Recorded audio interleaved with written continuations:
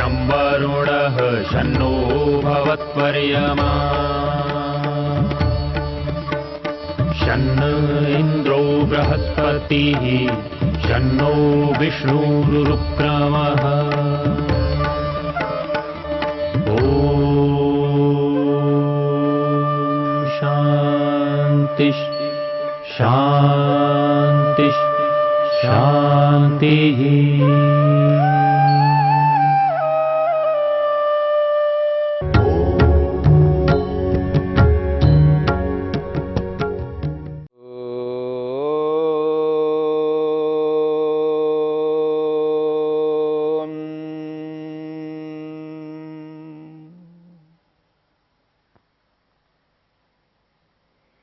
साधन पाद के 15वें सूत्र को लेकर के हम विचार कर रहे हैं। परिणाम ताप संस्कार दुःखै गुणवृत्ति विरोधाच्च दुःखमेव सर्वं विवेकिनः। विवेकी व्यक्ति को सांसारिक समस्त सुख दुख रूप में अनुभव में आते हैं। सांसारिक सुखों को सुखों के रूप में विवेकी व्यक्ति नहीं देखता। योगी व्यक्ति, योगाभ्यासी व्यक्ति सांसारिक सुख को सुख के रूप में ना देख करके दुख के रूप में देखता है, अर्थात उस सुख के साथ साथ दुख देखता है। उस सुख में दुख को अनुभव करता है, उस सुख में दुख मिला हुआ है ऐसा अनुभव करता है। जैसे दूध है, दुग्ध, दूध यदि शुद्ध है, जिसमें पानी नहीं मिलाया जाए, केवल गाय से दूध दोहा है और वो एक दूध है, और दूसरा ऐसा दूध है जिसमें दूध भी है और पानी भी है।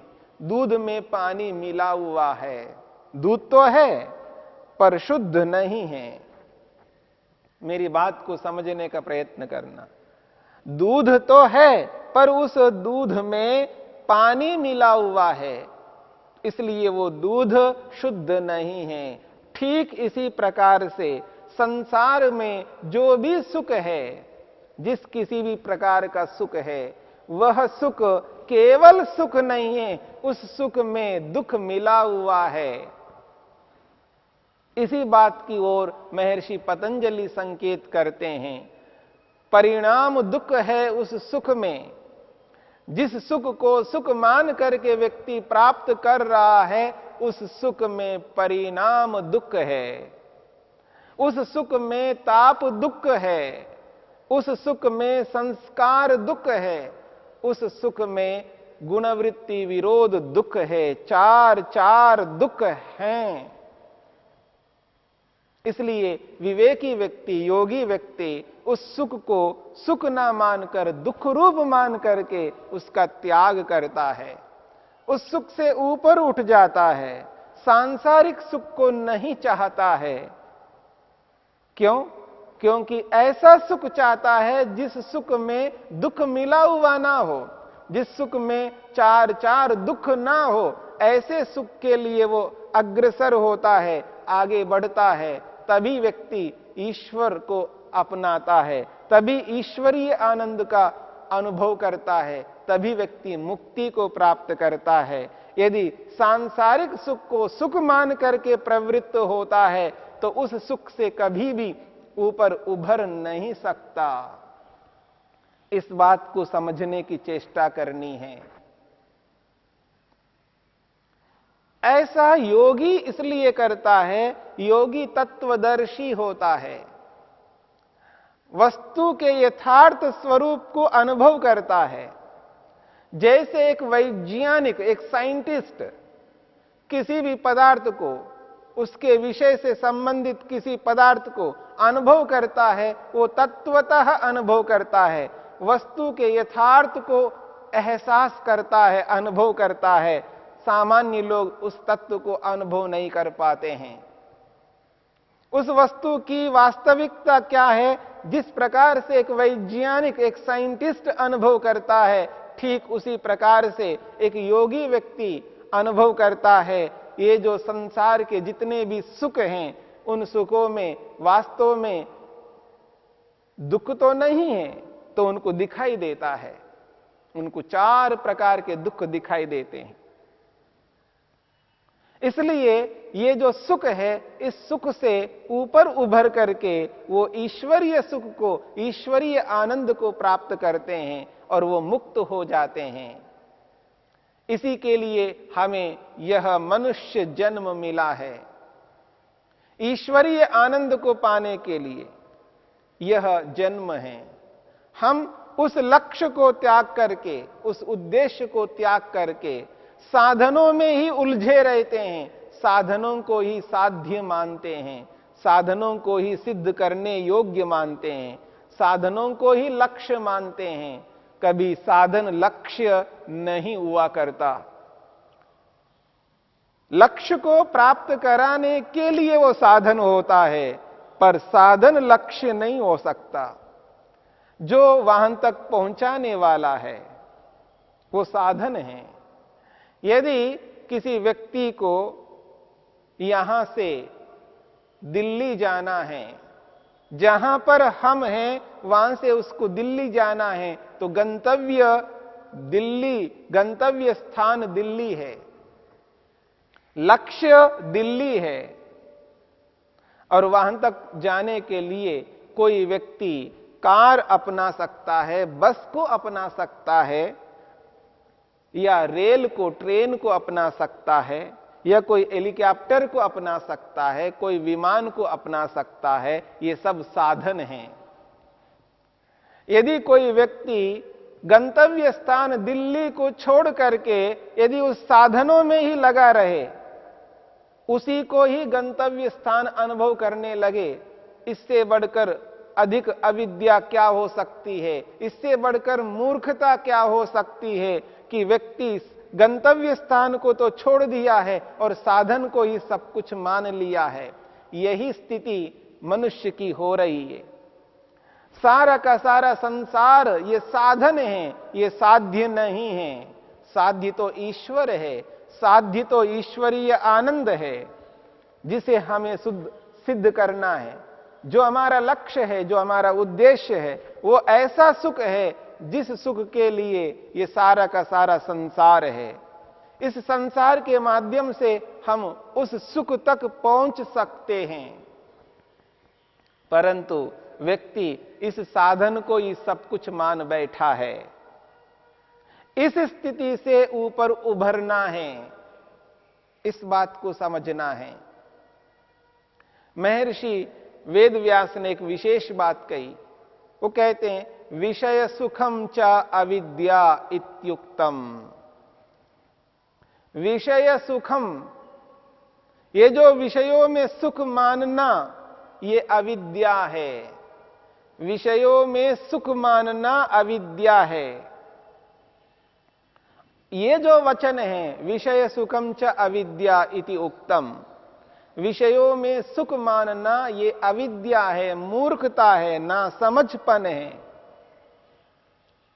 इस वाक्य के जो अर्थ निकाले जाते हैं वो 2 प्रकार के अर्थ निकाले जाते हैं, और उन 2 अर्थों में एक अर्थ उचित है और एक अर्थ अनुचित है। इस स्थिति को, इस बात को समझने की चेष्टा प्रत्येक योगाभ्यासी को करनी चाहिए। जब विषय सुखम च अविद्या का अभिप्राय वो ये लेता है कि विषयों में सुख है नहीं, लेकिन कोई व्यक्ति विषयों में सुख मानता है, वो अविद्या है। रूप, रस, गंध, स्पर्श, शब्द, सांसारिक जितने भी विषय हैं, इन विषयों में किसी भी प्रकार का कोई सुख नहीं है। इसमें सुख है ही नहीं, इन विषयों में सुख नहीं है, ऐसा जो अर्थ करता है ये अनर्थकारी है। यह अनर्थकारी है क्योंकि विषयों में सुख है, परंतु महर्षि वेदव्यास कहना चाहते हैं, विषय सुखम च अविद्या, विषयों में सुख मानना अविद्या है। क्या महर्षि वेदव्यास की बात मानी जाए या संसार में अनुभव करने वाले लोगों की बात मानी जाए। संसार में प्रत्येक मनुष्य यह अनुभव करता है, प्रत्यक्ष रूप से एहसास करता है, सांसारिक विषय भोगों में सुख है, तभी उन विषयों के प्रति अग्रसर होता है, उनके प्रति दौड़ लगाता है, उनको अपनाना चाहता है। यहां पर केवल समझने वाली बात है। महर्षि वेदव्यास भी ठीक कह रहे हैं और संसार के लोग भी ठीक कह रहे हैं, लेकिन समझने की बात है। क्या समझने की बात है? जो संसार के लोग कहते हैं कि विषयों में सुख है, इसीलिए हम बार बार उनके पीछे दौड़ते हैं, वो सही कह रहे हैं, ठीक कह रहे हैं। और महर्षि वेदव्यास भी कहना चाहते हैं विषयों में सुख नहीं है, वो भी ठीक कहना चाह रहे हैं। दोनों ठीक कैसे हो सकते हैं, इस बात को समझने की चेष्टा करनी है। जहां महर्षि वेदव्यास कहना चाहते हैं विषयों में सुख नहीं है और विषयों में सुख मानना अविद्या है, उनका अभिप्राय यह नहीं है कि विषयों में सुख मात्र का निषेध करते हैं। वो कहते हैं विषयों को ही सुख मानना, विषयों को पूर्ण सुख मानना, उससे हटकर के और अन्यत्र कोई सुख नहीं है, ऐसा नहीं है। विषयों में तो सुख है, पर वह सुख पूर्ण सुख नहीं है, वह सुख अधूरा है। उस सुख से तृप्ति नहीं मिल सकती, संतोष नहीं मिल सकता, उस सुख से निर्भयता प्राप्त नहीं हो सकती, उस सुख को अपना करके कोई भी व्यक्ति स्वतंत्र नहीं हो सकता। वह सुख आत्मा को तृप्त नहीं कर सकता। जो सुख आत्मा को तृप्ति नहीं दे सकता, जो सुख आत्मा को संतोष नहीं दे सकता, जो सुख आत्मा को निर्भीक नहीं बना सकता, जो सुख आत्मा को स्वतंत्र नहीं बना सकता, ऐसे सुख को प्राप्त करके आत्मा करेगा क्या? जिसको पाकर व्यक्ति अतृप्त हो जाए, जिसको पाकर आत्मा असंतुष्ट हो जाए, जिसको पाकर आत्मा भयभीत रहे, जिसको पाकर आत्मा परतंत्रता का अनुभव करे, ऐसे सुख को कोई भी आत्मा बुद्धिमान कभी स्वीकार नहीं कर सकता। विषय सुखम च अविद्या, विषयों में पूर्ण सुख मानना ये अविद्या है। विषय भोग ही हमारे लिए सब कुछ है। जो लोग ये अनुभव करते हैं ये विषय ही हमारे लिए सब कुछ है, इसके अतिरिक्त और कोई सुख नहीं है, यही सुख है, बस हमें यही चाहिए, इससे बढ़कर और कोई सुख नहीं हो सकता, ऐसे जो मानने वाले हैं उनके लिए कहा जा रहा है ऐसा नहीं है, यही पूर्ण नहीं है, इनसे ऊपर भी कोई सुख है और ऐसा सुख है जिसमें किसी भी प्रकार का दुख नहीं है। और ये जो संसार में मिलने वाला सुख है, ये सुख तो है लेकिन दुख मिला हुआ सुख है, इसलिए ये सुख पूर्ण नहीं है, यह सुख अपूर्ण है। इस सुख में दुख मिला हुआ है, ये ऋषियों का संदेश है। समस्त ऋषि लोग ये स्वीकार करते हैं इन विषय भोगों में पूर्ण सुख नहीं है। जब इन विषय भोगों में पूर्ण सुख नहीं है तो बुद्धिमान व्यक्ति इन विषय भोगों के प्रति अग्रसर नहीं होता, इन विषय भोगों को अपनाना नहीं चाहता। ये अंततोगत्वा ये बात सामने आ जाती है कि विषय भोगों में पूर्ण सुख नहीं है, और जिसमें पूर्णता नहीं है ऐसे सुख को विवेकी व्यक्ति प्राप्त नहीं करना चाहता है, ऐसे सुख को त्याग करना चाहता है, ऐसे सुख में दुख को अनुभव करता है, ऐसे सुख में परिणाम दुख को देखता है, ऐसे सुख में ताप दुख को अनुभव करता है, ऐसे सुख में संस्कार दुख को अनुभव करता है, गुण वृत्ति विरोध दुख को स्वीकार करता है। ऐसे सुख में चार चार दुख विद्यमान हो, ऐसे सुख को सुख नहीं मानता, उसको दुख रूप अनुभव करता है। इसी बात को समझाने के लिए महर्षि वेदव्यास कहना चाहते हैं, विषय सुखम च अविद्या। विषयों में पूर्ण सुख मानना ये अविद्या है, मूर्खता है, ऐसा कभी नहीं कर सकते। अब इस बात को समझने की चेष्टा करनी है। और सांसारिक लोग ये अनुभव करते हैं कि संसार के जितने भी वैभव है यही हमारे लिए पूर्ण है, संसार के जितने भी ऐश्वर्य है इन्हीं से हम तृप्त हो जाएंगे, धन से तृप्त हो जाएंगे, बड़े बड़े साधनों को अपना करके तृप्त हो जाएंगे।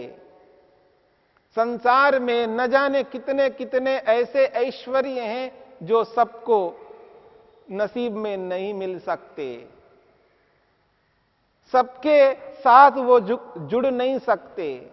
ऐसे सुखों को व्यक्ति ये अनुभव करता है, बस वो सुख मिल जाए तो मैं तृप्त हो जाऊंगा, वो सुख मिल जाए मैं कृतकृत्य हो जाऊंगा, मेरे को और किसी की अपेक्षा नहीं रहेगी। ऐसा मान करके संसार के सुखों के पीछे जो व्यक्ति दौड़ लगा रहा है, तो समझ लेना वह व्यक्ति उन विषयों को समझ नहीं पा रहा है, उन विषय सुखों में दुख मिला हुआ है, उसका एहसास नहीं कर पा रहा है। इसलिए इस बात को समझ करके चलना है। विषय सुखम च अविद्या इति उक्तम। विषय भोगों में सुख है और वह भी पूर्ण सुख है, उस सुख में दुख नहीं है, वही अंतिम सुख है, ऐसा मान करके जो व्यक्ति प्रवृत्त होता है यही मूर्खता है, यही अविद्या है। और ऐसी मूर्खता विवेकी नहीं करता। इसलिए विवेकी व्यक्ति उन सुखों को दुख रूप में अनुभव करता है। एक बात हमें यह भी समझना है, जब विषयों में सुख नहीं है, यदि ऐसा ऋषि कहना चाहते हैं तो वो ये क्यों कहना चाहते हैं, विषय सुख काले अपि दुखम अस्ति एव प्रतिकूलात्मकम योगिनः। योगी के लिए वो प्रतिकूलात्मक है। कौन? विषय सुख। विषय सुख काले अपि, यानी विषय सुख को स्वीकार किया जा रहा है, पर उस सुख के साथ में दुख है, ये बात कहना चाहते हैं। और इस बात को न समझ करके कोई व्यक्ति ये कहता हो कि विषयों में सुख नहीं है, वो गलत है। विषयों में तो सुख है, पर उस सुख के साथ में दुख भी है। इस बात को समझना प्रत्येक योगाभ्यासी के लिए अनिवार्य है।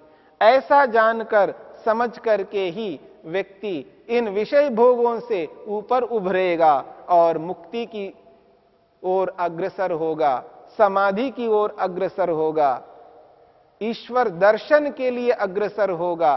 तब जाकर के व्यक्ति इन समस्त विषय भोगों को त्याग कर सकता है। उस सूक्ष्मता से व्यक्ति यदि देखने लग जाए तो उसको एहसास होगा कि विषय भोगों में पूर्ण सुख नहीं है।